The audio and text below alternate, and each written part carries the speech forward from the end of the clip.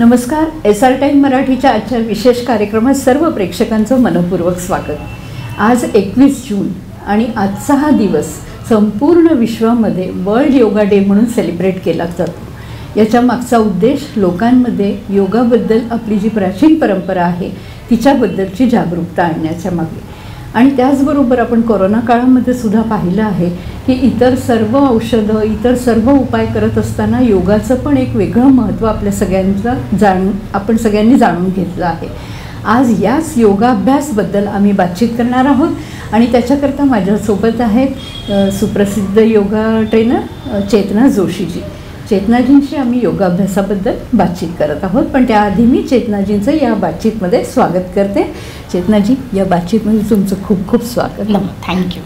आणि जसं मी म्हटलं की आज सगळीकडे संपूर्ण विश्वामध्ये वर्ल्ड योगा डे सेलिब्रेट केला जातो आहे, कारण लोकांमध्ये योगाबद्दल आणखीन जागरूकता येण्याकरता. तर आपण त्याच विषयावर बातचीत करणार आहोत. आपण वेगवेगळ्या वयाच्या लोकांना योगाने कसा फायदा होऊ शकतो याच्याबद्दलही बातचीत करणार आहोत. त्याचबरोबर तुम्ही स्वतः योगाकडे कशा वळला आणि खऱ्या अर्थानं जसं सर्वसाधारण लोकांना माहीत आहे, पण योग म्हणजे काय याच्याबद्दल काय सांगा. सर्वात आधी तर आता सगळीकडे असं प्रचलित असतं की आसन बघितलं लोकांनी तर म्हणतात की हे योगा आहे.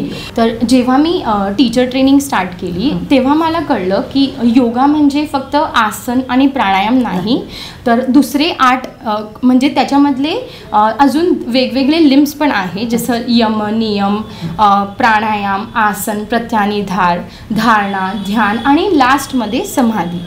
तर आसन आणि प्राणायाम हा फक्त हाफ पार्ट आहे. म्हणून जेव्हा आपण बघतो की ॲडव्हर्टाइजमेंट वगैरे की हा आसन करा म्हणजे तुमची डायबिटीज बरी होईल, हा आसन करा तर थायरॉइड बरा होईल, असं फक्त हा आसन करून कधीही काहीही आजार वगैरे दूर होत नाही. तर त्याच्याकरिता सर्वात आधी तर पूर्ण म्हणजे आपल्याकडे 24 तास आहे आणि आपण 23 आवर्समध्ये काहीही करू आणि 1 तास फक्त योगा करणार किंवा हा पर्टिक्युलर आसन करणार तर आपला आजार कधीही बरा होणार नाही. तर योगा ह्याच्यामध्ये अभ्यासमध्ये तेच आहे की पूर्ण दिनचर्या फॉलो करा, आपल्या डाएटमध्ये सात्विक भोजन वगैरे करा, सर्कॅडिक रिदम असतं, दिवसा लाईक सनराईज बरोबर उठायचं, सनसेट झाल्यानंतर थोडं स्लो डाऊन व्हायचं, रेस्टकडे जायचं, sleeping pattern, diet pattern, even behavioural patterns ते सगळं मॅटर्स करतात. इवन पिरियड्समध्ये खूप सारी मुली एकदम लाईक आता सगळ्या असं म्हणतात की नाही आम्ही इक्वल टू मेन आहे, पण आपली कन्सिस्टन्सी नसती तसं. कारण इथे मी म्हणेन की सृष्टीने आपल्याला बनवलंच वेगळं, आपण वेगळे बनवलं. तर आपल्याला पिरियड्समध्ये रेस्ट करण्या जरुरी आहे. वाटलं तर रेस्टोरेटिव्ह योगा करायचे, पण असं नाही तर त्याच्यामध्ये पण आपल्याला कसं योगा करायचं वगैरे, तर ते सगळं एक रिदम आहे. कसं आपण विचार केले पाहिजे, कसे आपण फिजिकल आपल्याला होल्ड करायला पाहिजे, even during pregnancy, even postnatal, even during periods. तर हे सगळं मॅटर करतं. तर हे मला टीचर ट्रेनिंगमधून समजलं की योगा फक्त आसन किंवा प्राणायाम फक्त नाही. खूप छान सांगितलंय चेतनाजींनी की योगा म्हणजे फक्त आसन आणि प्राणायाम नाही आहे, त्याच्या व्यतिरिक्त पण बरंच काही आहे. आणि आता मी चेतनाजींना हेच विचारणार आहे की वयाच्या हिशोबाने योगा म्हणजे आपण अगदी लहान मुलं म्हटली, कारण लहान मुलांचं शरीर तसंच खूप फ्लेक्झिबल पण असतं. तर लहान मुलं, त्यानंतर आपण मग स्त्रिया म्हणजे किशोरावस्था म्हणू शकतो किंवा स्पेसिफिक स्त्रियांबद्दल, आणि एक वृद्धावस्था जी आपल्या संपूर्ण जीवनाच्या 3 अवस्था म्हणजे बाल्यावस्था, युवावस्था आणि वृद्धावस्था. तर लहान मुलांकरता योगाचं किती महत्त्व आहे आणि लहान वयाच्या मुलांनी काय केलं पाहिजे, कशा पद्धतीचा योग केला पाहिजे. ठीक आहे. सर्वात आधी तर 8 वर्षांनंतर आपण त्यांना स्ट्रक्चर्ड मुवमेंट्स योगा म्हणून आपण इंट्रोड्यूस करू शकतो. त्याच्या आधी मुलांना काही करायला गरज नाही. त्यांच्या पेरेंट्सना त्यांच्या मुवमेंट्सला रेस्ट्रिक्ट नाही करायचं, हे सर्वात इम्पॉर्टंट आहे. कारण की मुलं तर ऑलरेडी खूपच खेळतात, उड्या मारतात, त्यांचं already physical like capacities activities असतात. आपणच त्यांना म्हणतो नको उड्या मारू, बस अभ्यास कर. पण आपल्या म्हणजे अभ्यास नाही केला तरी चालेल एक वेळा, पण जर फिजिकल मुवमेंट्स असली, ऍक्टिव्ह असलो तर ते जास्त इम्पॉर्टंट. इमोशनल बॅलन्स असलं, आता आपण बघतो की युवा असतात म्हणजे इमोशनल बॅलन्स, जो इमोशनल क्वोशंट असतं ते कमी असतं. तर जर ते खेळणार, जर ते एक्सप्लोर करणार, घरच्यांसोबत बोलणार वगैरे, तर ते जास्त इम्पॉर्टंट. आपण रेस्ट्रिक्ट नको करायला. 8-9 वर्षानंतर मग आपण स्टार्ट करू शकतो, कारण की स्टडीज पण वाढतात. आपल्याला असं की इंट्रोड्यूस करायला हवं की काही नाही तर 12 सूर्यनमस्कार करावे, ॲटलिस्ट 12 सूर्यनमस्कार करावे. स्पेशली मुलींना आपण आता बघतो की पिरियड्स आता मुलींना लवकर येतात. आधी 13, 14, 15 वर यायचे, आता 12-13 इयर्सचे झाले आणि पिरियड्स येतात. सेम विथ मेनोपॉज, ते पण आता थोडं प्रीपोन झालं. तर हे सगळं टाळण्यासाठी आधीपासून जर आपण लक्ष दिलं, आपण हे पण बघतो की 10th स्टँडर्ड 12th स्टँडर्डमध्ये मुलींच्या जेव्हा एक्झाम असतात त्या पिरियडमध्ये आयदर पिरियड्स खूपच उशिरा येतात किंवा आलेले पिरियड्स खूपच लॉंग ड्युरेशनसाठी. तर हे स्ट्रेस आपल्या पिरियड्सवर किती इम्पॅक्ट करते हे पेरेंट्सला अवेअर राहण्यास गरजेचं आहे. कारण की जेव्हा मी लहान होते आणि जेव्हा मी रात्री जागायचे अभ्यास करता, तेव्हा माझे पेरेंट्स प्रशंसा करायचे की वा ही तर रात्रीभर बसून अभ्यास म्हणजे किती मेहनत हो मेहनत करते. बट ते माझ्या शरीरावर निगेटिव्ह इम्पॅक्ट करत होते. कारण की मला आजही आठवते की 12th स्टँडर्डच्या एक्झामच्या ड्युरेशनवरच माझे पिरियड्स कमीत कमी 1.5 महिना चालू होते. I was bleeding for 1.5 month. तर ते किती, आणि तेव्हाच माझा PCOD डिटेक्ट झाला. तर ते पेरेंट्सला सगळ्यांना अवेअरनेस हवायला हवी की आपल्याला आपल्या नेचरच्या रिदमनी चालायला हवं, की सकाळी उठून अभ्यास केला हे बरं, याच्या म्हणजे ते बेटर आहे रात्री जागून. हो, आणि ते किती डेंजरस आहे फॉर अ लॉंग टर्म.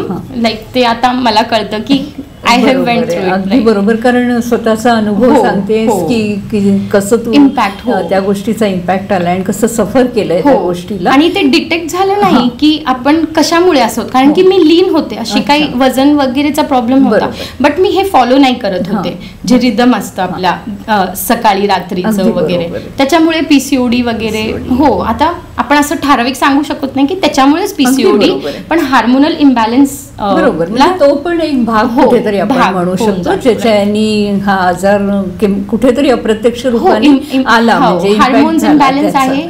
बरोबर. तेच तर लहान मुलांबद्दल सांगितलं की लहान मुलांना नॅचरल वे मध्ये चेतनाजी म्हणतात की त्यांची जशी वाढ होतीये तसं त्यांना नॅचरल वाढू द्यावं आणि थोडं काही त्यांना ऍक्टिव्हिटीज आणि हे शिकवण्याची गरज आहे. प्राणायाम वगैरे एकदम लहान मुलांना तर अजिबात नाही, कारण की त्यांना कळत नाही एवढं की असं राईट नॉस्ट्रिल मधून ब्रीद इन, इकडे एक्झेल, आणि त्यांना गरजही नाही, कारण की ते लाईफ इन द फुलेस्ट अगदी तेवढं टेक्निकल योगा करण्याची गरज नाही. नॉर्मल आपली एक्सरसाइज म्हणजे जम्पिंग वगैरे, आणि मेन तर सूर्यनमस्कार तर जेवढ्या लवकर इंट्रोड्यूस करता येईल तेवढं बरं. हो, म्हणजे खूप छान सांगतायत की लहान मुलांना खूप जास्त अगदी असं टेक्निकली योगा शिकवण्याची गरज नाहीये, पण त्यांना सूर्यनमस्कार तर अगदी लहान वयापासून सुरुवात केली पाहिजे.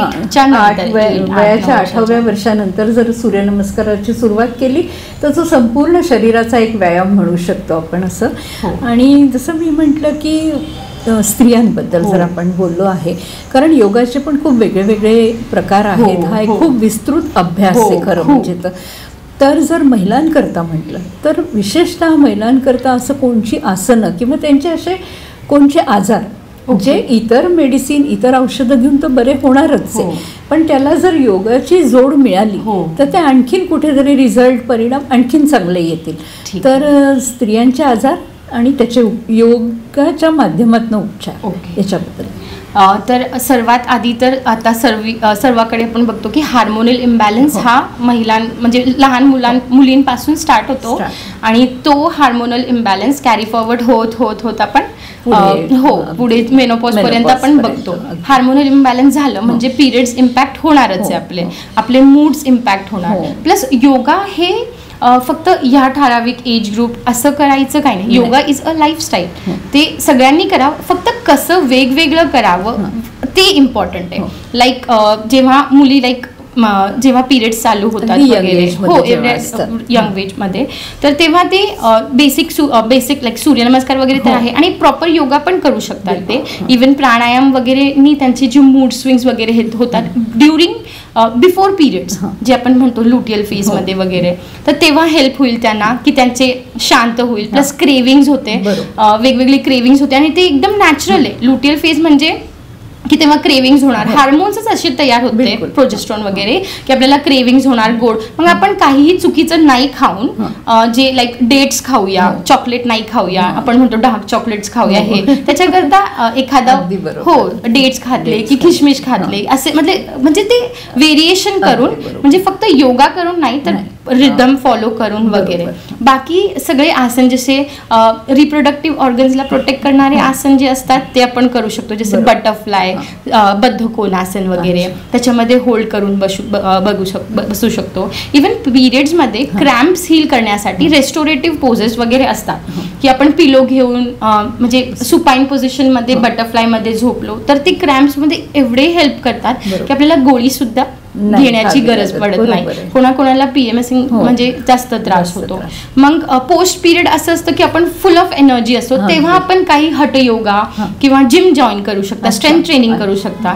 तर आपले पिरियड्स पण पिरियड्सची सायकल आहे ते पण आपल्या फिजिकल केपेबिलिटी म्हणजे फिजिकल एबिलिटीजवर डिपेंड हे करू शकतो की आपण ह्या प्रॉपर टाइमवर हे सुरू केलं तर बरं होईल. ही अवेअरनेस योगा टीचरकडून जर घेतली तर इवन बेटर. मग प्रीनेटल योगा वेगळा मी स्वतः सुरू केला एकदम कन्सिस्टंटली, तर प्रीनेटल योगा होता आणि मी उशीर झाले, मी 7th मंथमध्ये स्टार्ट केलं. तर 7, 8, 9 month I was very consistent with yoga, pranayama, meditation, ते गर्भसंस्कार वगैरे ते आपण म्हणतो वूम टॉक ते करायचे. आणि मला रिअलाइज झालं की 6 महिने मी खूपच असे थोडे चिडचिडे, कमर दुखायची, कोण एवढं करणार, बाळाचं कोण, एवढं स्ट्रेस होता मला. पण बेबी म्हणजे ते last 3 months they were so beautiful. I was like waiting for baby to arrive. आणि मी हे तर तेव्हाच निश्चय केलं की योगा मॅटर्स, कारण की माझे मूडच चेंज, इमोशन्स चेंज झाले. म्हणजे मदरहूडकडे मी पॉझिटिव्हिटीनी बघायला लागले. हो, तर जेव्हा डॉटर 4 monthsची झाली तर मी पोस्टनेटल योगा पण स्टार्ट केला, पण ते रेग्युलर अप डाऊन असं करता करता. पण एक अजून गोष्ट मला सांगायची होती की म्हणजे वेगवेगळे योगा, आता मी क्लासेस घेतली सपोज पोस्टनेटल 3-4 वेगवेगळ्या गुरुजींकडे, तर सगळे वेगवेगळे शिकवतात. बरोबर. तर मी इकडे कन्फ्युज झाले की कोणता राईट. म्हणजे एक मॅडम होती ती फक्त आजच्या दिवशी फक्त शोल्डर एक्सरसाइज करायची, पण माझी कमर दुखत होती ना त्या दिवशी, हो मला कमर पण दुखत होती. मग दुसऱ्या दिवशी असं होतं की मला चिडचिड होतीये, पण तिने कोर एक्सरसाइज करून घेतली माझ्याकडून. तर आणि फक्त कोर फोकस फक्त कोर. तर मला तेच होतं की एक प्रॉपर तासामध्ये असं काय करता येईल की माझं ओव्हरऑल प्राणायाम पण फ्रेमिंग. तर वेगवेगळे टीचर्स वेगवेगळे, तुमची काय कॉलिंग आहे ते तुम्हाला योगा टीचर तुम्हाला म्हणजे शोधायला हवा आणि ओके हा योगा टीचर आपल्यासाठी परफेक्ट आहे ते तसं करू. बरोबर. म्हणजे हा जो आम्ही बातचीत करत होतो त्याच्यातनं माझा पुढचा प्रश्न तसाच निघून आलाय की मी हेच विचारणार होते की सर्वसाधारण लोक उठतात आणि सुरू करतात आसनं, पण नाही ते एका प्रॉपर योगा गुरु बरोबर करणं किती गरजेचं आहे. म्हणजे आता आपण सगळ्यांनी ऐकलेलंच आहे की गुरु बिना ज्ञान नाही और गुरु बिना गती नाही. तर आता मी पण जर आता ऍडव्हान्स योगा शिकायला जाणार तर मला पण गुरु हवे. कारण की गुरु का हवे, कारण की योगा म्हणजे असं नाही की फक्त केलं. फॉर एक्झाम्पल सूर्यनमस्कार आपण बघतो, असे 100 सूर्यनमस्कार करून घेतात लोक, पण ब्रीदिंगवर बिलकुल अलाइनमेंट नसते. पण जेव्हा चेस्ट वरती जाते तुम्ही इनहेल करणार नाही, जेव्हा चेस्ट खाली जाते तुम्ही एक्झेल करणार नाही आणि असंच सूर्यनमस्कार करणार, तर ते म्हणजे as good as like workout. म्हणजे ते करून काही त्याचा उपयोग तर आहे की वर्कआउट होतोय, पण त्याला योगा म्हणता येणार नाही. योगा म्हणजे ब्रीदिंग आणि मुवमेंट ही अलाइन्ड असायला हवं. बरोबर. तर ते सर्वात इम्पॉर्टंट. सेकंड, जेव्हा मी यंग होते आणि पार्कमध्ये वगैरे जायचे तर मी बघायचे की कपालभाती भस्त्रिका करतात हे काका वगैरे बसून, तर जोरजोराने फेशियल एक्सप्रेशन्स पण एवढे हेक्टिक. तर ते शुद्धिक्रिया आहे, कपालभाती ही शुद्धिक्रिया आहे, ती स्टार्ट करण्यासाठी आहे की आता आपण स्टार्ट करूया, म्हणजे हिट क्रिएट म्हणून. हो, ते तसं. तर आपण एवढा स्ट्रेस घेऊन प्राणायामसाठी सगळे मसल्स रिलॅक्स्ड हवे, योगासाठी सर्वात मसल. तर आम्ही फेस मसल्सला एवढा स्ट्रेस देऊन कपालभाती करतो. इवन अनुलोम विलोम हाताची काही मुद्रा नाही, असं जोराने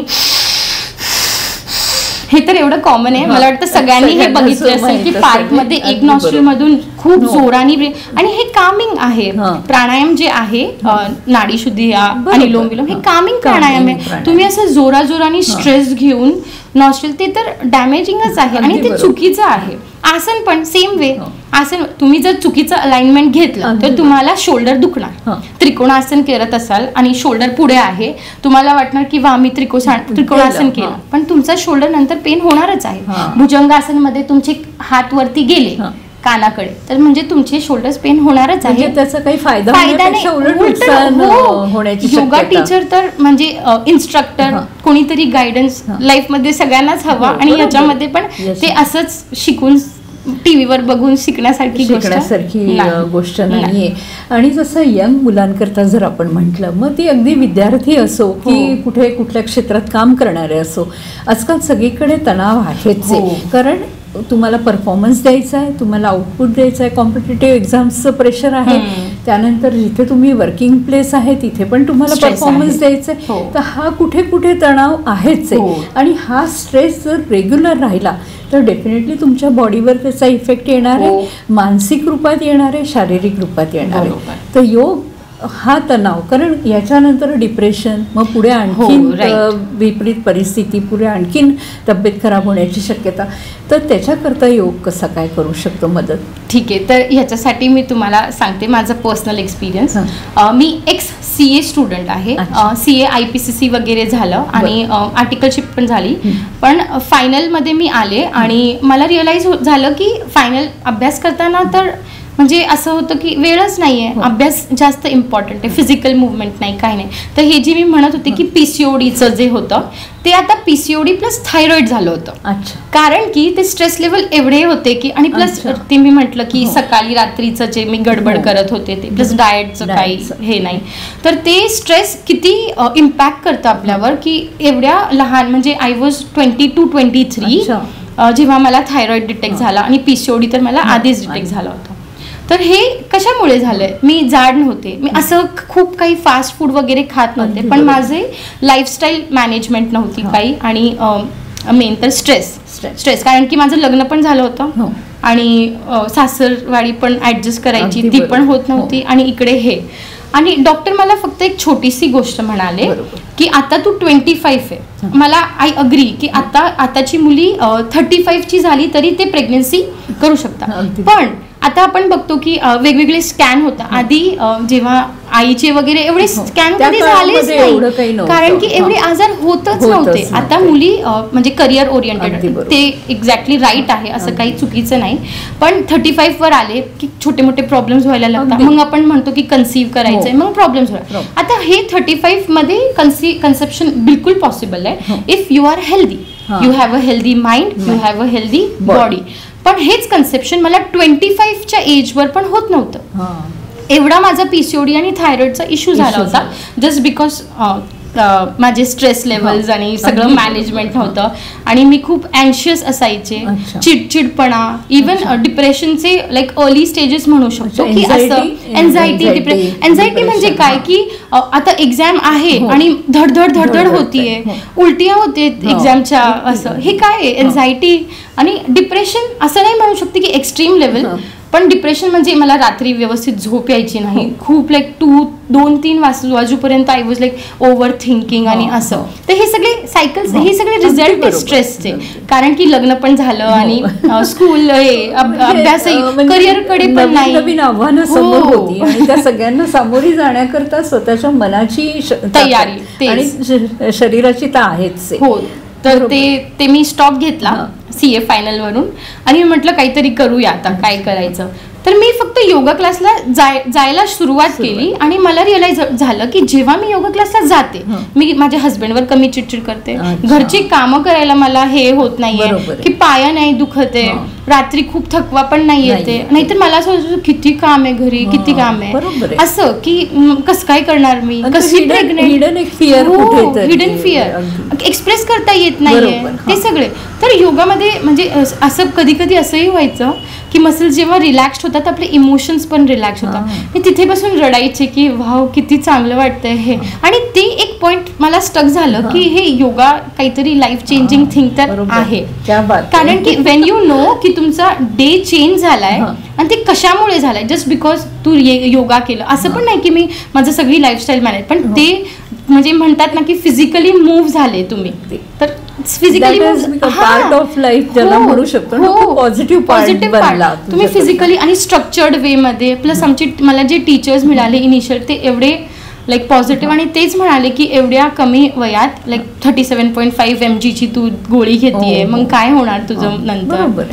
असं करता करता लाईक कन्सेप्शन वगैरे पण झालंय. पण ते लाईक मला माहिती की स्ट्रेस प्राणायाम, मेडिटेशन, इवन नॉर्मल अफर्मेशन जरी तुम्ही घेतले, म्हणजे आपण अफर्मेशन आता मी अफर्मेशन्स तरी काय घ्यायचे की I am taking care of my physical health every day, I am showing up to my yoga class every day, I am taking care of my mental health every day, I am doing my meditation every day. असे मी affirmations घ्यायचे. त्याच्यामुळे मी सकाळी उठणार, मी सकाळी हे करणार असं.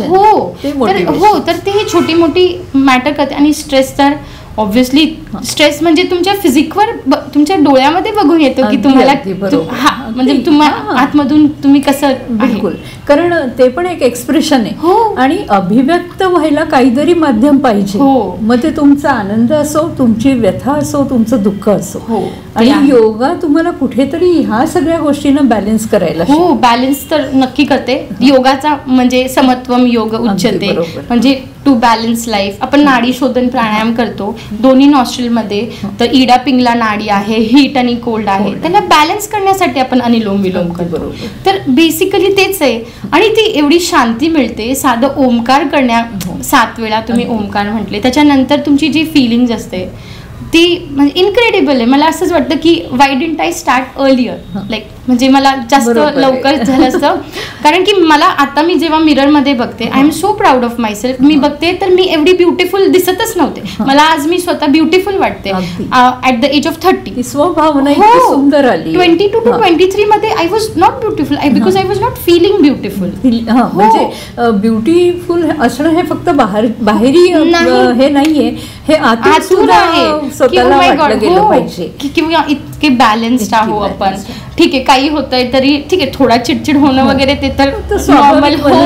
असं नाहीये की योगा टीचर आहे की योगा प्रॅक्टिशनर तर अजिबात असं करणार नाही. बट आम्ही लर्न करतोय की आम्ही कामली पण हँडल करू शकणार आहे. आणि आम्ही कामली नंतर विचार पण करू शकतो ना. मेडिटेशन मध्ये काय येतं की ओके हा असं नाही केलं असतं तरी असं केलं, म्हणजे आपण टॉक करतो ना मेडिटेशन मध्ये. म्हणजे कुठेतरी कम्पेअर करू शकतो आपण. आपल्याला दुसरा थॉट पण येतो याच्या माध्यमातून की नाही हे चूक होतं, हे बरोबर होतं, हे जे आफ्टर थॉट आहे. आणि ते पण कुठेतरी रिलॅक्स करण्याची हे आहे, आपण म्हणू शकतो.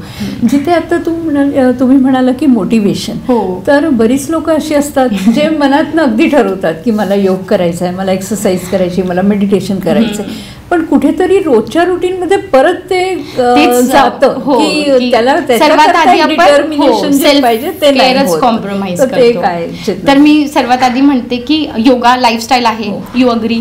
तर मोटिवेशन किती दिवस तुम्ही मोटिवेटेड राहणार? ऍक्च्युली मोटिवेशनची गरज नाही आपल्याला. आपल्याला गरज आहे डिसिप्लिनची.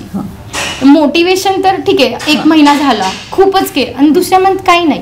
तर मी नेहमी म्हणते की इंटेन्सिटी हे ठीक आहे, पण म्हणजे मला असं म्हणायचं होतं की discipline is greater than intensity. Like discipline, consistency is greater than discipline. तर तुम्ही कन्सिस्टंट रोज थोडं थोडं करणं गरजेचं. आणि एकच दिवस खूप सारं केलं आणि नेक्स्ट दिवस तुम्हाला असं की सोरनेस झाली आहे ते गरज नाही. आणि सध्या तर खूप इझी पण झालं आहे आपल्याला ॲक्सेस. कारण की सध्या पोस्ट कोविड ऑनलाईन ऑफलाईनची पण सुविधा झाली आहे. जर योगा क्लास तुमच्या एरियामध्ये नसेल, तुमच्या वेळेसात बरोबर मॅच होत नसेल, तर तुम्ही ऑनलाईन करू शकता. जर तुम्ही एवढे डिसिप्लिन्ड आहात तर तुम्ही यूट्यूबवर बघून कोणत्या चांगल्या टीचरवर घेऊन आपण करू शकता. पण डिसिप्लिन तर हवा.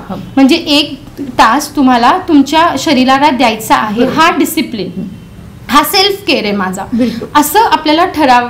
म्हणजे आणि ते असंच असतं ना की you can not fill from an empty cup. जेव्हापर्यंत तुमचा कप फुल नसणार तुम्ही दुसऱ्यांना कसं काय देणार? तर तेही हे की आपल्याला स्वतःला आधी डिसिप्लिन व्हायला हवं की मी सकाळी उठणार, मी क्लासला जाणार किंवा मी क्लास घरी करणार, असं. म्हणजे ते डिसिप्लिन पेक्षा जास्त इम्पॉर्टंट की रोज I will show up. Even रोज पण नाही, वीकमधून 3 days आय विल शो, ते पण मॅटर करतं. बरोबर. ठीक आहे. जसं तुम्ही आता म्हणाला, मला तुम्हाला विचारायचंच होतं की बरेच लोक वेळाभाव नाही, जाण्याची शक्यता नाही, जागा नाही, तर ऑनलाईन कोचिंग किंवा ऑनलाईन ट्रेनिंग किती सहाय्यक असतं त्या गोष्टीला? ऑनलाईन लोकांना खूप सारे मिसकन्सेप्शन्स आहे की ऑनलाईन एवढं इफेक्टिव्ह नाही आहे.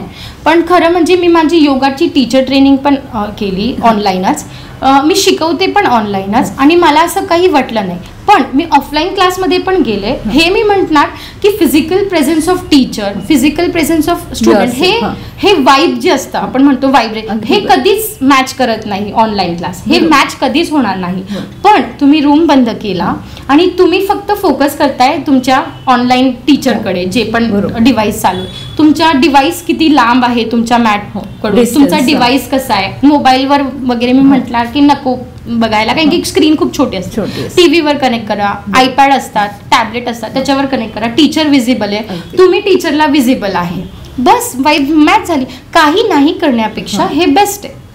हे बेस्ट आहे की ऑनलाईन, आणि आता आहे सुविधा आपल्याकडे ऑनलाईन. आणि खरं वेळ नसतो. आता मी मदर आहे, मी वेळ काढूच शकत नाही. माझ्या मुलीची स्कूल असते सकाळी, मला टिफिन बनवायचा, मला सोडायला जायचं, मला आवरायचंय तिला, मी कसं काय वेळ काढणार? तर मी ऑनलाईन करू शकते की ठीक आहे, मॅच करून जे पण टीचर्स बरोबर माझा टाइम मॅच होतोय, आम्ही ऑनलाईन करून घेऊ. म्हणजे उठून कुठे जाऊन आणि तो वेळ तेवढा वाचवून घरात बसून तेवढ्याच त्या वेळाचा उपयोग ऑनलाईन. तर ऑनलाईन ऑफलाईन मॅटर करत नाही. अ गुड टीचर आणि तुमचा डिसिप्लिन मॅटर करतो. मला तरी असं वाटतं की आपला डिसिप्लिन आणि good teacher, they should be a good teacher. जे ऑनलाईन आपल्याला बघतायत, खूप सारे स्टुडंट्स नसून 4-5 स्टुडंट्स घेतले त्यांनी, किंवा जास्त घेतले, त्यांची स्क्रीन मोठी आहे, पण ते लक्ष देत आहेत की आपले अलाइनमेंट चुकीचे नाही. ते डिपेंड ते डिपेंड करतं. पण कसंही करून शिकलं गेलं पाहिजे, मुख्य उद्देश हा. मीच तेच म्हणते की म्हणजे रोज होणं गरजेचं आहे. रोज होणं गरजेचं आहे. खूप छान व्यक्तिगत अनुभव सांगतात ते चेतनाजी, की त्यांना सुद्धा कोणकोणचे आजार झाले आणि योगाने त्यांनी स्वतःची लाईफस्टाईल किती चांगली परिवर्तित केली, आणि ज्याचे परिणाम लोकांनी पाहण्यापेक्षा त्या स्वतःला बघून सुद्धा त्या फील करतायत की हां, मी हे केलं तर यांनी मी, आणि कुठेतरी मनात असं येते त्यांच्या की हे मी थोडं आणखीन आधी सुरू केलं असतं तर मी बरेच ते त्रास नसते सहन केले जे मला करावे लागले होते. चेतनाजी, हा सगळा तो व्यक्तिगत अनुभव पण तुम्ही सांगितलाय, खूप छान योगाबद्दल सांगितलंय, आसनं पण सांगितली आहेत, अगदी वयाच्या कोणत्या टप्प्यावर करायला पाहिजे आणि कुठपर्यंत केलं गेलं पाहिजे याच्याबद्दलही माहिती दिली आहे. मला हे विचारायचं की योग आहेच आहे, म्हणजे योग अभ्यास तर करायचाच आहे, पण याच्याबरोबर खानपान, कारण बरीच लोक व्हेजिटेरियन असतात, बरीच लोक नॉन व्हेजिटेरियन असतात, खानपानाचं संतुलन किती गरजेचं आहे?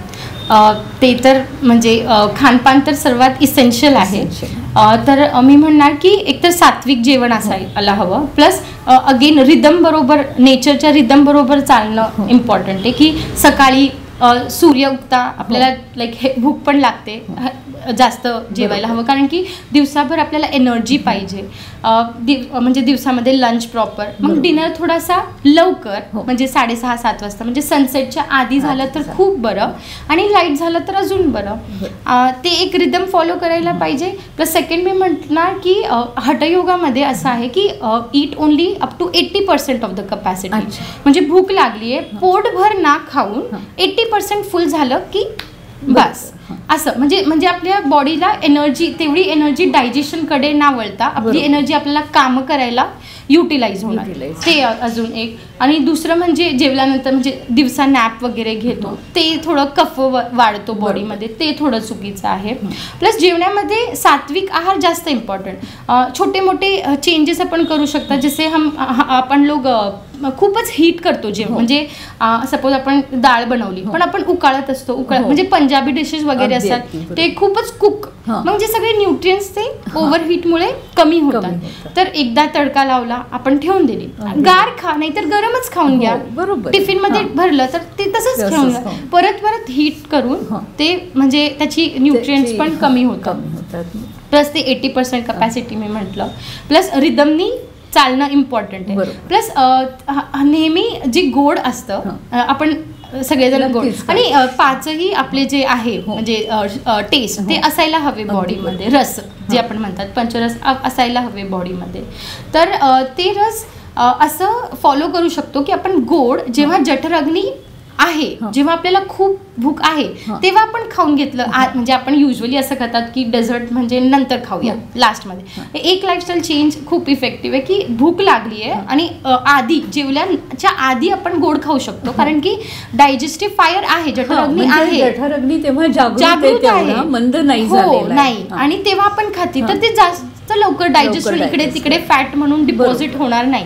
आणि नंतर आपलं जेवण घेतलं, अशी छोटी मोठी रूल्स जर फॉलो केली ते सर्वात आधी. आणि असं, आणि सर्वांचा डाएट आपल्या प्रकृती अनुसार पण असतो. तर ती आपली प्रकृती कोणत्याही आयुर्वेदिक डॉक्टरकडून घेतलं आपण शिकून की माझं कफ शरीर आहे सपोज, तर मला काय नको खायला जास्त, माझं पित्त प्रवृत्ती आहे तर काय नको खायला जास्त, सकाळी काय, तर ते डाएट पण बॉडी प्लस आपलं फिजिकल एक्झर्शन किती होतं. आता मी योगा इन्स्ट्रक्टर आहे, माझं सर्वात जास्ती काम असतं 2 तास सकाळी. बरोबर. मी जेवण करते संध्याकाळी 6:30-7 वाजता आणि त्याच्यानंतर मी काहीच खात नाही आणि सकाळी जाते. तर जेव्हा मी क्लास घेते तर मला भूक लागणार, कारण की मग बोलते, माझी एनर्जी हे होतीये.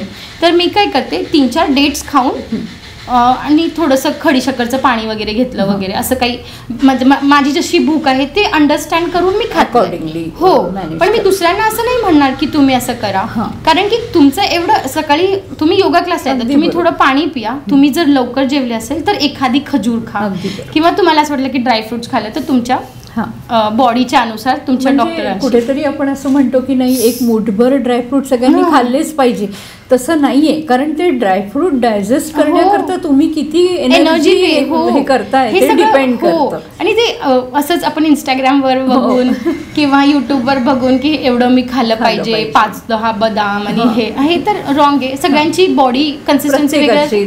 एकदा आयुर्वेदिक डॉक्टर वगैरे एकदम प्रॉपर लाईक तुमची बॉडीला अंडरस्टँड करून ते सजेस्ट करू शकतात कोणत्या. आणि मेन तर तेच खायचं कधी, जेव्हा आपली बॉडी मागतीये. हो, मला भूक लागलीये तर मी खाणार, नाही लागलीये तर नाही खाणार. तेच मी म्हणते की अवेअरनेस ऑफ द बॉडी खूप इम्पॉर्टंट आहे. हा योगामुळे येतं अवेअरनेस. हो, कारण की आपण जेव्हा आसन करतो आपण अवेअर राहतो. ओके, टीचर म्हणतात की आता तुमचं सपोज इकडे स्ट्रेच येतोय, तुमच्या थाय मसल्समध्ये स्ट्रेच येतो, तो आम्ही आसन करता करता अलाइनमेंट बघतो, ब्रीदिंग बघतो आणि कुठे स्ट्रेच येतो, म्हणजे आम्ही अवेअर आहे त्या आसनमध्ये. तर ते आपल्याला म्हणजे ते असं ब्रेन वायर्ड होतं ना की आपण अवेअरनेस होते. तर ते योगा मेडिटेशन प्राणायाममुळे होते अवेअरनेस बॉडी. आपण बऱ्याच याच्यावर आपण बातचीत केली आहे, योगाशी निगडीत असलेल्या बऱ्याच गोष्टींबद्दल. एक कुठेतरी मला हे विचारायला आवडेल की आजकाल सगळेजण ज्याला म्हणतो आपण चांगलं दिसणं आहेच हे गरजेचं, पण त्याच्याशी सुद्धा योगाचा संबंध की फेशियल योगा. हो, फेस म्हणजे कारण योगचे वेगळे प्रकार आणि आता कुठेतरी प्रेझेंटेबल राहण्याचा काळ आहे. म्हणजे पूर्वी पण होताच, पण आज त्याचं स्वरूप थोडं बदललं आहे. तर फेस योगा वगैरे करतात, त्याच्याबद्दल काय सांगा. ठीक आहे, फेस योगा हा टर्मच नाहीये योगामध्ये. हे काय की फेस मसाज म्हणू शकतो आपण, किंवा फेशियल एक्सरसाइज म्हणू शकतो. ते आहे वेगळा टॉपिक, ते योगामध्ये कोरिलेट होत नाही. पण काही योगा प्राणायाम की योगा आसनमुळे तुमच्या फेसवर ग्लो येणार किंवा हे असं होणं पॉसिबल आहे. कारण की आपण सिंहासन वगैरे करतो, त्याच्यामुळे सगळे फेशियल एक्सप्रेशन्स इन्व्हॉल्व्ह होते. ते एक हो, मग एक कपोलशक्ती क्रिया असते, इनहेलेशन आणि ब्रेथ रिटेन्शन. ती कपोलशक्ती क्रिया पण फेस म्हणजे ग्लो वगैरे करण्यासाठी. असं त्याचे बेनिफिट्स मधून एक बेनिफिट्स मध्ये हे असतं की युअर स्किन विल ग्लो असं. पण फेस योगा हा टर्म फक्त फेमस झालाय, पण असा काही टर्म प्रॅक्टिकली योगा अभ्यासमध्ये नाहीये, कुठे पण नाहीये. पण ते असं फेमस झालाय. आणि मेन म्हणजे ते मसाज वगैरे काय आहे की ते लिम्फेथेटिक ड्रेनेज सिस्टम आहे, की सूजन झालीये, पाणी साचलंय, आपण मसाज करून ज्या रिटेन्शन, करेक्ट, वॉटर रिटेन्शन. तर ते काय होतंय की सूज आलीये आणि आपण काय करतो, ज्या मसल्सच्या डायरेक्शन आहे, सपोज हे इकडे आहे, हे असे वरती जातात, त्या डायरेक्शन मध्ये आपण मसाज करतो. मसाजमुळे तर बॉडी कुठेही मसाज केली तर त्याचे बेनिफिट्स तर होणारच. तर तुम्ही तेलाने मसाज केलं चेहऱ्यावर तर त्याने पण होणार. जसे कर्णरंध्र धौती केली, कानचे मसल्स प्रेस केले, ट्विस्ट केले वगैरे, कर्णरंध्र धौती ज्याला म्हणतात, तर त्याने अलर्टनेस वाढते. इकडे मेन तर ब्लड, तुम्ही हात लावलाय तुमच्या फेसला आणि तुम्ही मसाज, म्हणजे सर्वात इम्पॉर्टंट तुमचा ब्लड सर्क्युलेशन झालाय. ब्लड सर्क्युलेशन झाला म्हणजे ग्लो तर आपोआपच करणारच. येणार. तर फेस योगा हा टर्म फक्त पॉप्युलरली यूज आहे. कुठेतरी एक कमर्शियल गोष्टीला एक मला असं वाटतं की ते देण्याकरता हे सगळे या सगळ्या वेगवेगळ्या टर्म्स त्याला म्हणजे असंच की फेमस झालाय फेस योगा, पण योगा अभ्यास मध्ये कुठेही ग्रंथामध्ये असं काही नाहीये, पण ते फेमस झालंय आणि ते लोकांना वर्कही करतंय, असं काही प्रॉब्लेम. कारण की ब्लड सर्क्युलेशन, पण ते बेसिकली मसाजेस आहे, एक्सरसाइज आहे. जसे एअर बलून पोज, असं एअर बलून पोज केलं तर इकडचे मसल्स तुमचे स्ट्रेच होणार, म्हणजे डबल चिन तुमची कमी होणार, असं. म्हणजे ते लिंक्ड आहे ती अवेअरनेस कुठेतरी. आणि मेन म्हणजे तुम्ही योगा जर रोज करत असणार, तुमचा बॉडी चांगला राहणार, तुमचा मेंटल बॅलन्स चांगला राहणार, तुम्ही आपोआपच ग्लो करणार आहे. म्हणजे स्वस्थ मन स्वस्थ तर नक्कीच ते आहे की जे डॅमेज झालंय चेहऱ्यावर, की डबल चिन आली आहे, ते सगळे posture problems. Actually double chin कशामुळे होते? आपण मोबाईल आता जास्त होते ना डबल चिन, आपण मोबाईल असं करून बघतो, ग्रॅव्हिटी इकडे पुल करते, आपलं सगळं फॅट इकडे डिपॉझिट होतोय, कारण की आपण कंटिन्युअसली खाली बघतोय, लॅपटॉपवर आपण खाली बसतोय. स्पेशली ब्रेस्ट फिडिंग मधलं का होतंय? कारण की आपण ब्रेस्ट फिडिंग करताना असं होल्ड करतो बेबीला. सर्वात जास्त ब्रेस्ट हे जे पोस्ट नेटल तुम्ही बघणार की सूज येते, हे कारण की आपण ब्रेस्ट फिडिंग करतो, आपण बाळाला असं करतो, आपला पोश्चर पण असा होतो, कारण की कमर दुखतीये, हे सगळं आहे.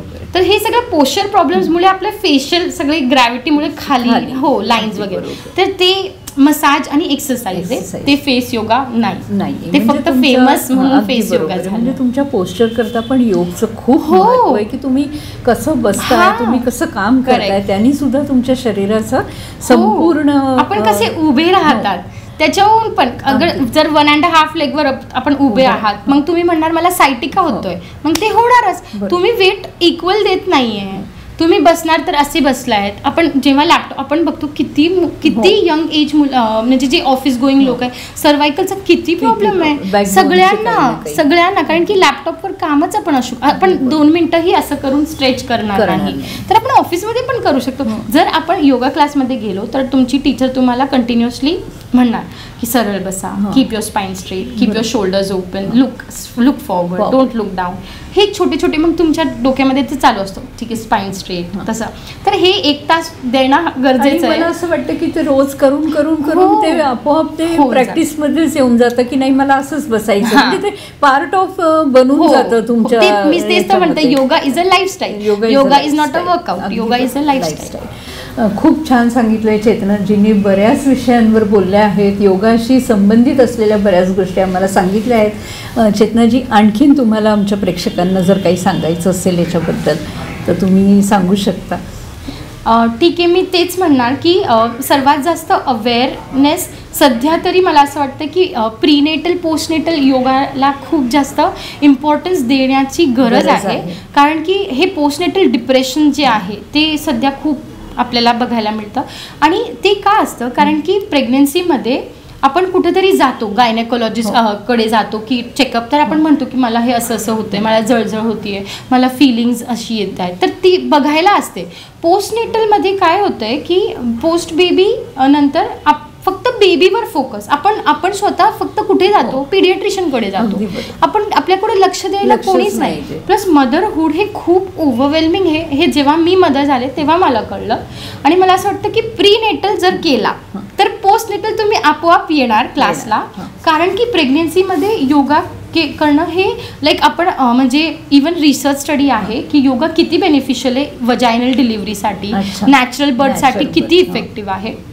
प्लस तुमचा स्ट्रेस, तुम्ही जेव्हा कॉन्ट्रॅक्शन नाही येतं तेव्हा आपल्याला normal breathe in breathe out, तेव्हा जर आपण ओरडणार आणि एनर्जी वेस्ट करणार, त्याच्यापेक्षा प्रीनेटल योगामध्ये शिकवणार की जेव्हा तुम्हाला कॉन्ट्रॅक्शन नाही येतंय तेव्हा आपल्याला काय करायचंय. डॉक्टर म्हणणार कॉन्ट्रॅक्शन आहे पुश करा, पण जेव्हा ते कॉन्ट्रॅक्शन नाही आहे तेव्हा तुम्ही काय करायचंय ते ती प्रीनेटल योगा टीचर तुम्हाला म्हणणार आहे. आणि तुम्ही डीप इनहेल एक्झेल करून तुमची एनर्जी एनर्जी कशी सेव्ह करायची आणि प्रॉपर जाग्यावर कसं लावायचं की पुश करण्या. आणि वजायनल डिलिव्हरी आपल्याला माहितीच आहे की बेटर आहे सी सेक्शन करता, तर ती एवढी हेल्पफुल होते की जेव्हा मी स्ट्रेचरवर होते तेव्हा मला असं वाटायचं, म्हणजे मला माझी मॅडमची आठवण येत होती. Okay, inhale exhale. मी खूपच ब्युटिफुल योगा टीचरकडून घेतलं होतं, वाळिंबे काकू म्हणून आहे, आणि ते मला नेहमी त्रास तर होणारच आहे, तुम्हाला घाबरट म्हणजे तुम्हाला धडधड पण होणारच आहे, पण काय उपयोग तिकडे तुम्ही हे सगळं करून काही उपयोग नाही. तुम्ही शांत इनहेल एक्झेल करा. ते माझ्या डोक्यात ड्युरिंग लेबर येणं हे कधी येणार, जेव्हा तुम्ही 9 महिने तिकडे गेला. बरोबर, कोणाकडनं तरी त्याच्याबद्दल मार्गदर्शन. हो, आणि मार्गदर्शन एवढं इम्पॉर्टंट आहे प्रेग्नन्सीमध्ये, कारण की आपल्या आई वगैरे तेव्हा एवढं नव्हतं, एवढं लाईफस्टाईल प्रॉब्लेम्स नव्हते. वेगळा होता, ती लाईफस्टाईल वेगळी होती, लाईफस्टाईल वेगळी आहे. आणि आपल्याला आणि प्रेग्नन्सीमध्ये खूप आपल्याला नॉलेज आपली आई वगैरे देत नाही. त्यांना वाटतं की घाबरणार की काही. तर एक प्रीनेटल आपण आपले क्वेश्चन्स आपल्या अवेअरनेस पण, हो अवेअरनेस पण, आणि ते किती इम्पॉर्टंट आहे तुमच्या बेबीच्या हेल्थला पण. कारण की जर तुम्ही स्ट्रेस आणि असे राहिले तर तुमच्या बेबीवर ते अफेक्ट. मी एक चक्रा ट्रेनिंग पण केली होती. आपल्या बॉडीमध्ये जे वेरियस चक्र असतात तर त्याच्यामध्ये असं होतं की मूलाधार चक्र जे असतं, जे आपल्या पेरिनियमवर असतं, ते मूलाधार चक्र डेव्हलप होतं जेव्हा बेबी पोटामध्ये आलं तेव्हापासून ते डेव्हलप, म्हणजे 0 to whatever age, like 2 years 3, तेव्हापासून डेव्हलप होणं स्टार्ट होतं. म्हणजे मूलाधार चक्र आईच्या पोटात आहे तेव्हापासून डेव्हलप होत आहे. आई जर घाबरणार, तिचं मूलाधार चक्र थोडासा इम्बॅलन्स असणार, घाबरणार, फिअरफुल असणार, तर बेबीला पण ते इफेक्ट होणारच. ते केवढं वास्ट होतं की मला असं होतं की केवढं इम्पॅक्टफुल आहे. आणि मला कधी कधी असं वाटतं की स्कूलमध्ये का नाही शिकवलं हे सगळं, कॉलेजमध्ये का नाही शिकवलं. एक आतून तळमळ आहे की हे लोकांपर्यंत गेलं पाहिजे. ऑब्व्हियसली ते प्रीनेटल पोस्टनेटल, मी म्हणते की तुमची मदरहूड जर्नी चेंज करून घेईल. जी स्टार्टिंग जे पोस्टनेटलमध्ये आता किती प्रॉब्लेम्स असतात पोस्टनेटलमध्ये. आई वेगळं म्हणतीये, सासूबाई वेगळं म्हणतीये, सामाजिक हे वेगळं आहे, डॉक्टर वेगळं म्हणतात, मी कोणाचं ऐकू, कन्फ्युजन. हो, तर योगा टीचर इज द, कारण की टीचर आता आपण पीडियाट्रिशियन कडे जातो ते एकदम ते आता आपण आयुर्वेदिक कडे जात नाही, आपण पीडियाट्रिशियन प्रॉपर, तर त्यांचं सगळं वेगळं असतं की केळे द्या लहान मुलांना 6 महिन्याचे झाले, केळं द्या, हे द्या. आणि आयुर्वेद म्हणतं केळं का द्यायचंय, कफ वाढेल, बाळाचं कफ वाढेल, हे सगळं नाही द्यायचं. 6 महिन्यापर्यंत हे दूध द्या, थोडंसं दूध कमी झालं की लगेच पावडरचं दूध. हे सगळं लाईक हे छोटे मोठे डिसिजन्स बेबीच्या लाईफवर इम्पॅक्ट करतात ना. नक्कीच. ते मी डोळ्यासमोर बघितलंय माझ्या तर मी म्हणते की सर्वात इम्पॉर्टंट, मी म्हणते की out of all the phases prenatal postnatal yoga तुम्ही पण या. जर तुम्ही मेन असेल तर तुमच्या बहिणींना, बायकोंना प्लीज पाठवा. आणि ती अवेअरनेस जर झाली तर ते जेव्हा मेनोपॉज वगैरे येईल तेव्हा जेव्हा तुमचे हार्मोन्स परत हे होऊन जाईल इम्बॅलन्स, तेव्हा पण तुम्हाला हेल्प करणार. म्हणजे अगदी ही सुरुवात की स्वस्थ आई स्वस्थ बाळ, तिथपासून ते अगदी आईचं परत मेनोपॉझल स्टेटस येण्यापेक्षा पर्यंत ची ही जी जर्नी आहे कुठेतरी खूप सहाय्यक. खूप जर आपण चिडचिड करताय तर आपलं बाळ चिडचिड त्या दिवशी करणारच, कारण की ती एनर्जीज जाणारच त्याच्यापर्यंत आणि ती वाढ होणार त्या पोराची सुद्धा. त्याच्याकरता आईचं स्वस्थ राहणं खूप गरजेचं. आणि आई स्वस्थची तर ती आसपासच्या लोकांना पण नाही हे बरं आहे ती एक्सप्लेन करू शकते ना. आधी ऑब्व्हियसली ते प्रॉब्लेम्स होणार की आम्ही मोठे आहे ते, पण ते नंतर बघतात की नाही ही बरोबर सांगत होती की. म्हणजे सगळ्या क्षेत्रातलं सामंजस्य, ज्याला आपण अगदी या बातचीतला जर एका ठिकाणी कुठेतरी सारगर्भित करायचा जर विचार केला तर सगळ्या गोष्टीचं बॅलन्स, सगळ्या गोष्टीचं समायोजन हे योगाच्या माध्यमातून खूप चांगल्यापणे शक्य आहे. आणि एज वगैरे काही डिफाईन करत नाही. तुम्ही कोणता योगा करत आहे ते इम्पॉर्टंट आहे. म्हणजे कोणत्या, जर तुम्ही एजड आहेत तर तुम्ही रेस्टोरेटिव्ह पोजेस केले, तुम्ही जेंटल मुवमेंट्स केले, हे इम्पॉर्टंट. आणि जर तुम्ही ॲडव्हान्स योगा प्रॅक्टिशनर मग तुम्ही शीर्षासन, काकासन काही करू शकता.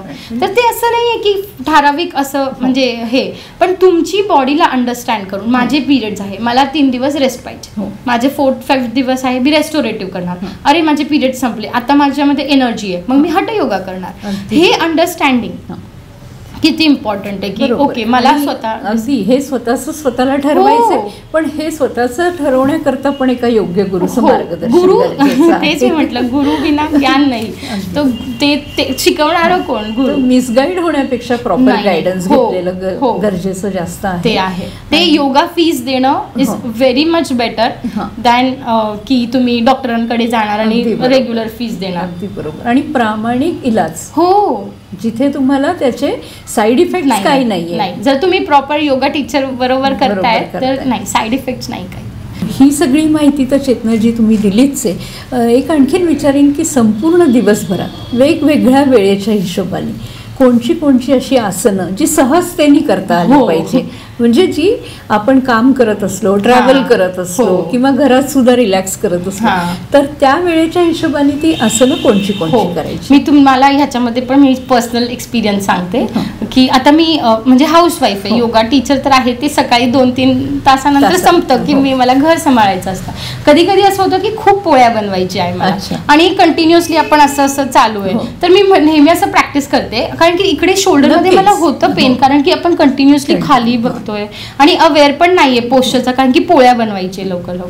तर मी नेहमी असं स्ट्रेचिंग करते, ते पाटल्यावरच खाली असं करून म्हणजे शोल्डर्स रिलॅक्स करते आणि असं. आणि बेसिक कॅट काऊ पोज आत्ताच म्हणजे 2-3 दिवसाआधीच माझा एक जे स्टुडंट आहे ते म्हणत होता की मला US वर म्हणजे ट्रॅव्हल करायचं आहे, तो 16 आवर्सची फ्लाईट आहे, मला असं वाटतंय की माझं पोट अपसेट होऊन जाईल. मी म्हटलं ते तर होणारच आहे, कारण की अँटी ग्रॅव्हिटी आहे, वातपित्त सगळे गडबड होणार.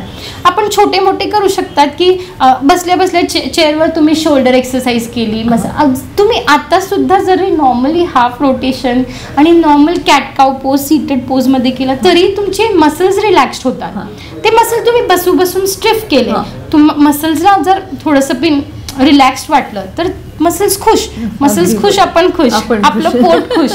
तर छोटे मोठे हे स्मॉल ड्युरेशन मध्ये आपण जर काही खाल्लं असलं तरी चालेल. आणि मग सर्वात इफेक्टिव्ह मला असं वाटतं की सकाळचं काम झालं की महिलांना असं असतं की दुपारी थोडा वेळ झोपून जातो की संध्याकाळी परत फ्रेश पण ऍक्च्युली दुपारी झोपल्याने काय होतं की कफ वाढतो आपल्या बॉडीमध्ये. त्याच्याकरता मी पण आधी झोपायचे पोस्ट बेबी की खूपच थकले, बेबीला कसं काय हँडल. पण मला एक माझ्या डॉक्टरांनी पण नाही म्हटलं की कफ वाढते असं झोपायचं नाही दिवसा. वाटलं झोपण्यासारखं तर सीटेड पोझिशन मध्ये झोपायचं, त्याच्यामुळे कफ डोक्याकडे जात नाही. आणि मग ते असं आपल्याला वाटतं ना खूप भारी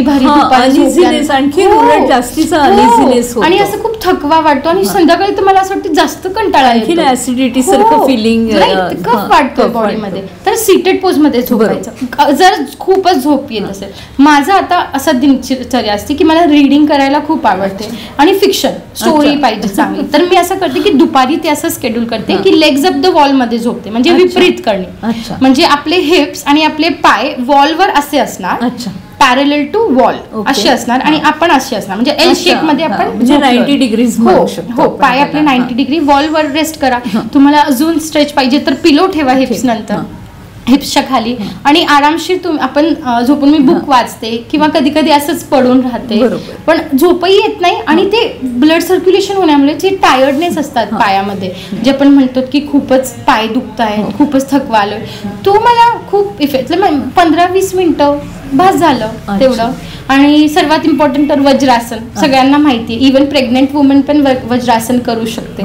प्रेग्नेन्सीमध्ये पण वज्रासन सर्वात जास्त प्रेग्नेन्सीमध्ये डायजेशनचाच इश्यू असतो, तर वज्रासन आपण करू शकतो. तुमचे पाय दुखतायत, तुम्ही पिलो ठेवा ना खाली, अँकल मोबाईल नाही, अँकल खाली पिलो ठेवा. तुमच्याकडे खूप सारे टीव्ही बघताय तुम्ही जेवण्याच्या नंतर, तर टीव्ही बघता वज्रासन मध्ये बसा, ठीक आहे, वज्रासन मध्ये बसा, म्हणजे पोटाकडे ब्लड जास्त येणार आणि तुमचं डायजेशन इन्क्रीज होईल, हे सगळं. आणि रात्री मला खूप चांगलं असं वाटतं की मी म्हटलं की मला इन्झोमियाचा प्रॉब्लेम झाला होता मध्ये, तर माझी मॅडम ती पोस्टनेटलमध्ये एक मालिशवाली यायची आणि ती घी मसाज करायची माझ्या पायाखाली तळांना, तर ते मला इतकं आवडायचं की घी.